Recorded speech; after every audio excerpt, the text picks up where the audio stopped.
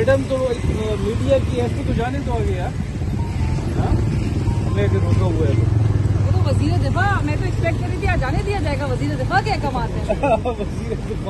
कल मेरा नाम डालने का मकसद ही ये था कि मुझे ख्वाजा आसिफ साहब ने, कल वजीर दिफा ने कहा था कि आप मीडिया नहीं जाता कवर करने के लिए। अच्छा।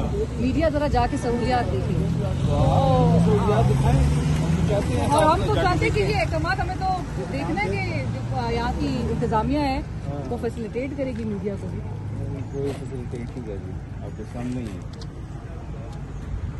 अभी मुझे बल्कि आप ही भाई कह रहे थे कि आप लेट हो गई हैं।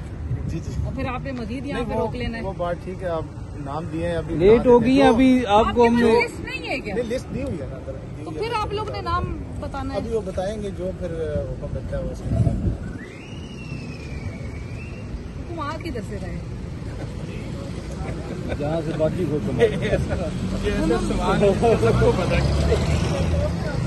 हमारे तो मुहाफिज ही आप है, आप लोग ने फैसिलिटेट करना है, आप लोग के अंदर है सब कुछ।